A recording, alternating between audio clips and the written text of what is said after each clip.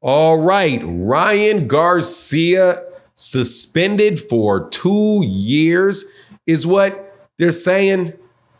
Let's talk about that and the aftermath of him popping dirty against Devin Haney and clear up some things that are out there in the air in this video.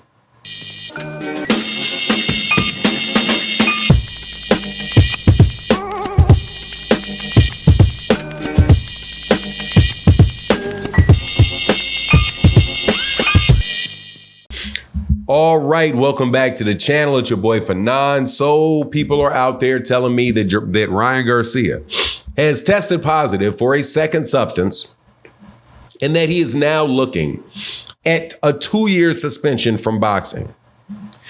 Malarkey. Should be the case though, but malarkey.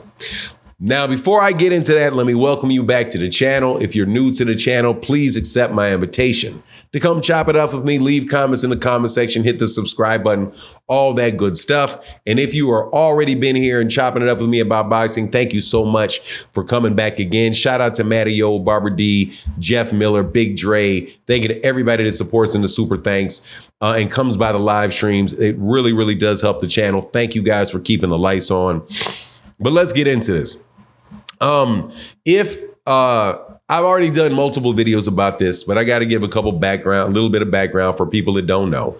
After Devin Haney and Ryan Garcia fought, Ryan Garcia got an adverse finding on his VADA test for performance enhancements. And what it said was that ostarine was detected.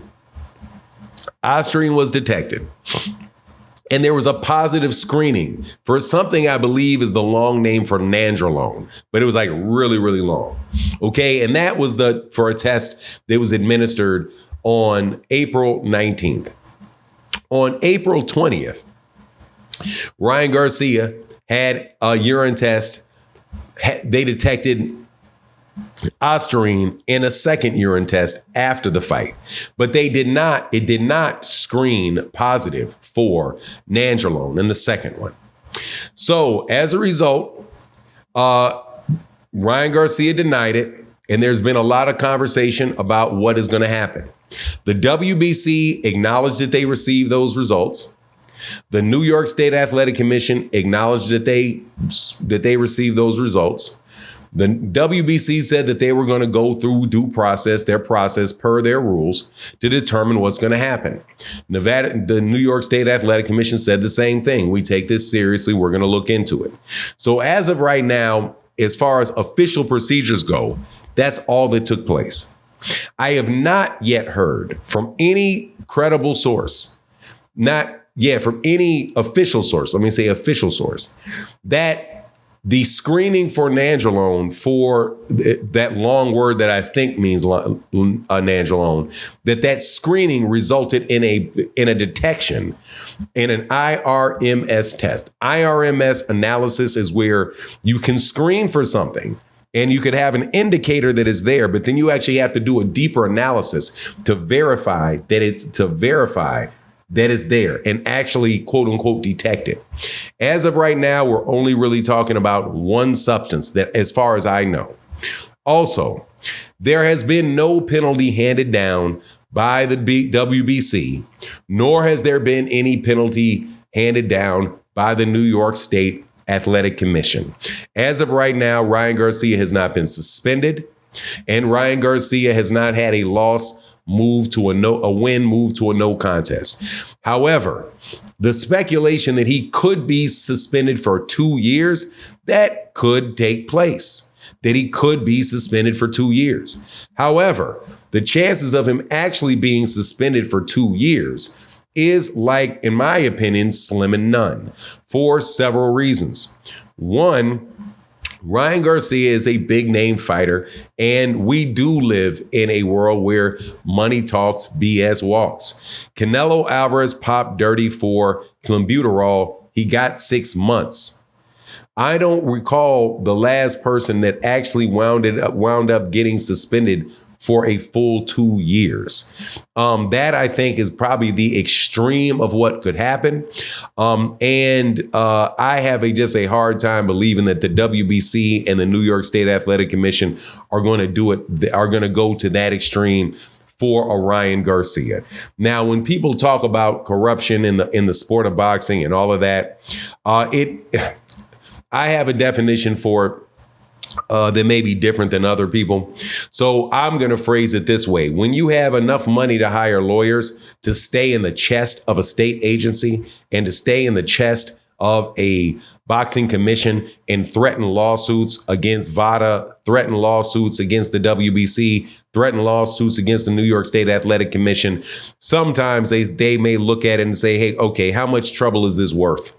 We are going to use some discretion here, and we can negotiate ourselves down to a smaller suspension in lieu of having to go through a whole lot of drama.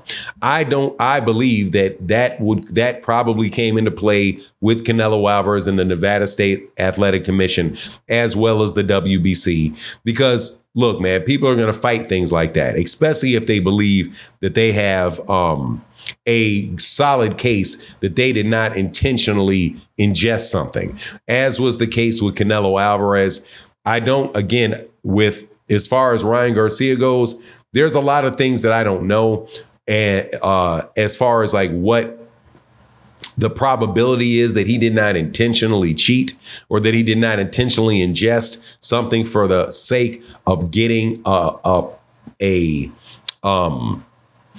performance enhancing benefit. You have to know the things that you need to know is, do they have supplements where it was actually in there that he took, where they can test the supplements and know it's in there? How much was actually in his blood? Is that consistent with contamination, or is it consistent with, you may have also taken the supplement that was tainted, but it's too much in your system in order for them to say that is a specific reason. So you just don't know. And you have to wait for that to play out. But if it gets anywhere near close, I doubt that they do it for they doubt very much that they do it for 2 years, right? And there's a lot of people that really do want him suspended. And I can understand that, man. I still say you got to go through your due process. He's got to get his due process.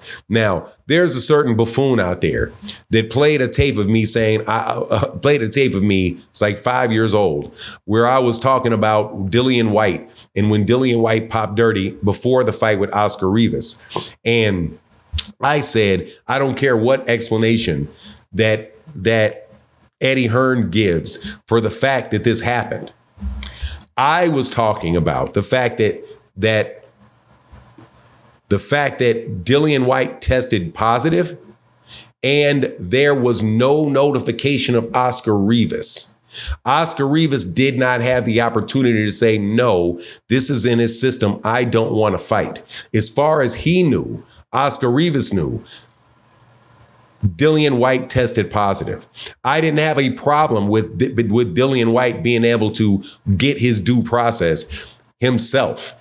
So that's why, for anybody that saw that ridiculous nonsense, that I said, I don't care about the explanation of Eddie Hearn. Eddie Hearn is the promoter. Eddie Hearn is not Dillian White, the fighter.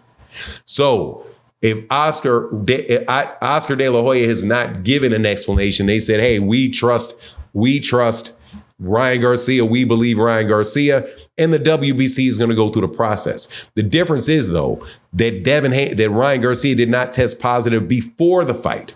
And the only person that knew it was Oscar De La Hoya. And Oscar De La Hoya didn't tell Eddie Hearn. Oscar De La Hoya didn't tell the WBC. Oscar De La Hoya didn't tell anybody. Didn't give Devin Haney an opportunity to know it and put him in there with them knowingly. That is a different situation completely. But anyway, that's my take on the matter. Please let me know what you think in the comment section. And with that, I'm out. Deuces.